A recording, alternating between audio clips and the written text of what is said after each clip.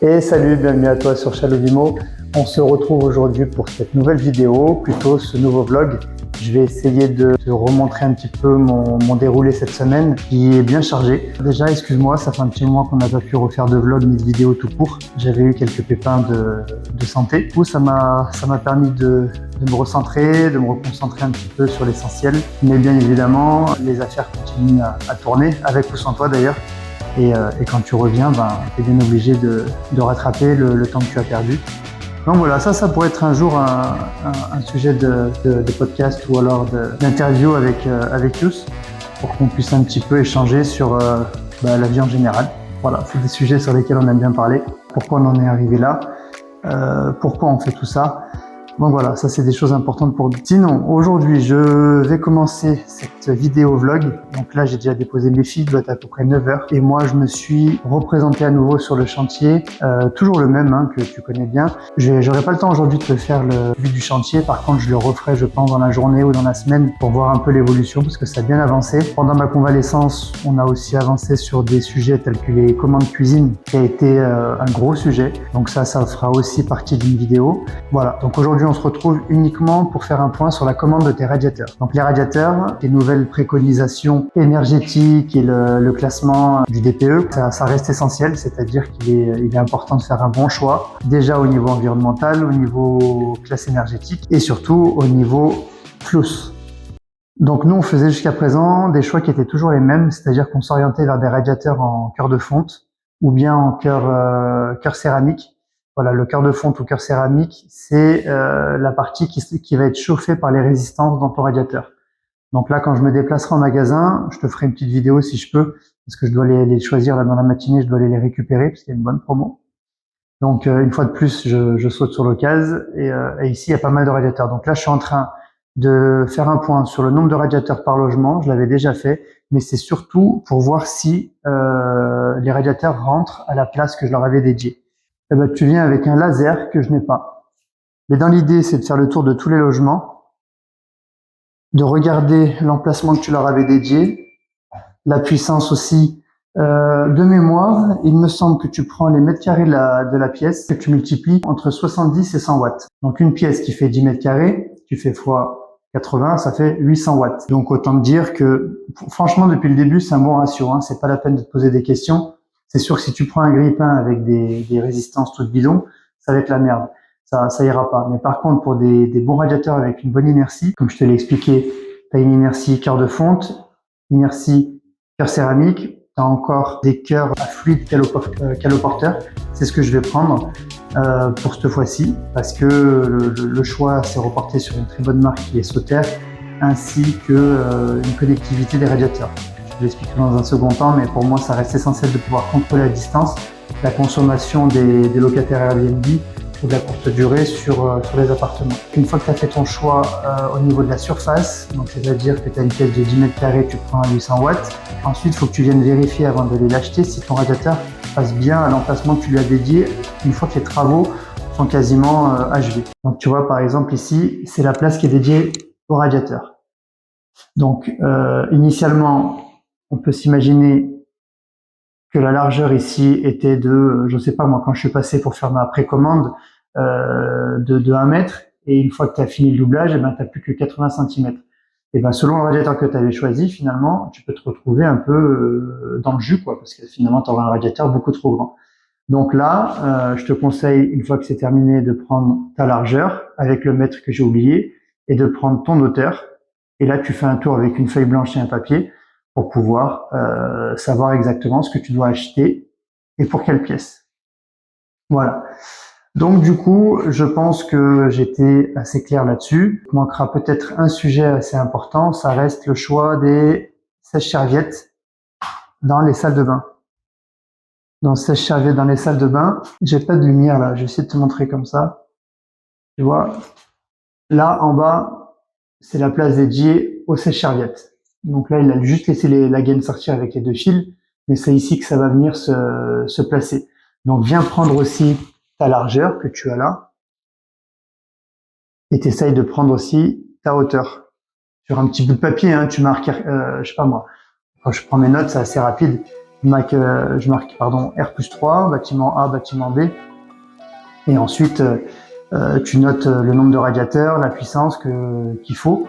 Et tout simplement, après, tu as ton listing assez complet. Autre point, bon ça on en parlera plus tard, mais si ça t'intéresse, tu sais, quand tu mets des sèche-serviettes qui va être là, et que tu vois que ton point d'eau douche est ici, tu vois, et ben il faut qu'on soit presque à 1m20. Tu vois, tu peux pas sortir de la douche et avoir directement ton sèche-serviette. Au niveau des consuels, ça passera pas. Donc il faut que je regarde à nouveau la distance entre le point d'eau et le sèche-serviette, mais de mémoire il est de 1m20. Donc si tu es à moins d'1m20, sache que tu auras quelques problèmes au niveau de l'obtention de ton consuel, quoi. Et donc du coup tu n'auras pas l'autorisation qui te permet d'avoir de l'électricité dans ton appartement. Une fois que tu as fait ton choix au niveau des radiateurs, sèche-serviettes et radiateurs d'appartement, et ben, tu peux aller dans ton commerce, passer commande, soit en ligne, soit sur magasin. Et pour cette fois-ci, je pense que je vais faire le choix d'aller chez Bricomarché. Donc je te dis, j'essaierai de faire cette petite vidéo. Mais jusqu'à présent, j'ai été très bien garni avec Brico Privé. Voilà, Brico Privé, très bon site, tu avais des bons prix, bon service après-vente. Mano, je te cache pas que j'ai été déçu parce que j'en ai acheté aussi beaucoup des radiateurs chez eux. Mais au niveau du service après-vente, quand tu as un problème, là je suis même parti en litige. Et j'ai dû faire appel à une protection juridique et on m'a proposé, je sais pas, la moitié de la valeur du radiateur. Alors que chez Brico Privé, dès que j'avais un souci, j'appelle, sincèrement, il me dit de garder le produit et il m'en renvoie un ou tout simplement il me donne un bon d'achat. Et avec le bon d'achat, je rachetais directement le même radiateur. Donc jusqu'à présent, très content du SAV de Brico Privé et pas très du SAV de Mano. Voilà. Écoute, je te laisse là parce que je vais pas arriver à filmer en faisant mes prises de cote et en plus il faut que j'aille chercher mon laser que j'ai oublié à la voiture. Donc on se retrouvera un peu plus tard au magasin, je pense. Ouais. Du coup, cet après-midi, je te fais suivre de partout. Je te l'ai promis, cette semaine, on essaye de tourner tous les jours, sans exception. Je me suis un peu isolé du bruit, mais bon, bref, j'essaye. J'espère que le son sera correct. Cet après-midi, je devais amener mon véhicule, mon Tiguan, au garage, parce que ça faisait un petit moment que j'avais des problèmes. Et voilà, donc il me l'a bloqué 1 heure, pas de voiture de près, 1 heure et quart. Et comme tu le sais, le temps est incompressible. Donc ma ressource le plus précieux, c'est le temps, comme beaucoup d'ailleurs. Et voilà, j'essaye d'optimiser. Donc du coup, j'en profite. La voiture a été laissée. Je marche un petit quart d'heure à pied, 10 minutes. On est dans la même zone commerciale qui est assez grande. Et je vais en profiter justement pour aller voir ces fameux radiateurs. J'avais prévu le coup. Donc les radiateurs, on va essayer de rentrer dans le magasin, de faire un petit débrief. Et ensuite, je vais essayer de passer, s'il reste un peu de temps, à Gédimat. Big Mat. Excusez-moi. Big Mat, c'est qui pareil, j'ai commandé pas mal de choses chez eux sur des projets précédents. On se connaît pas mal avec la directrice et le directeur. C'est elle à chaque fois qui s'occupe de mes commandes et de mes SAV d'ailleurs. Et voilà, donc du coup, aujourd'hui, on doit se retrouver pour un SAV sur des mitigeurs que j'avais pris en quantité. Et aussi, je dois regarder un peu les faïences, justement, pour le nouveau projet. Ce que je t'avais expliqué tout à l'heure, là. Une fois que tu as compté, une fois que tu as fait ton quantitatif, même si ton artisan te le fait la plupart du temps, moi, je le reprends directement sur place pour gagner un peu de temps, encore une fois. Et après, tu vas au magasin et tu passes ta commande en fonction du prix au mètre carré que tu avais convenu et négocié avec l'artisan, justement. Donc voilà, après je retournerai chercher la voiture et peut-être chercher mes filles dans la foulée. Je suis au Bricomarché derrière, une enseigne qui me tient à cœur parce que franchement c'est un magasin où tu trouves des choses très intéressantes, un très bon choix et pas trop cher. Donc ça c'est ce qu'on disait tout à l'heure. Le rayon digital en fait c'est tout simplement du convecteur, même si c'est une bonne marque, ce qu'on appelle un peu le grille-pain. Ensuite tu recules, on a du pareil par panneau rayonnant, ça reste un peu du grille-pain. Et après plus tu recules, donc forcément tête de gondole, tu as les prix qui attrapent le client. Et quand tu recules, tu tombes sur la cam qui t'intéresse. Donc là on est sur de la c'est ce que je te dis que je voulais prendre, c'est chaleur douce. Enfin, je vérifie que ça soit eux. Voilà, donc tu l'as là. Tu vois, ils te disent la puissance, radiateur connecté à inertie de fluide. Donc voilà, c'est le fluide qui est le porteur que je t'ai expliqué ce matin. Donc j'ai appelé pour pouvoir les faire mettre de côté. Et je vais en prendre une partie et commander le reste. Voilà, tu vois, c'est pas ce qui manque. Il y a de quoi faire, mais bon, après ça, on est sur des autres modèles. Voilà.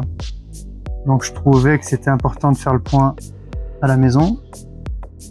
C'est important de faire le point à la maison sur les matériaux qu'on utilise.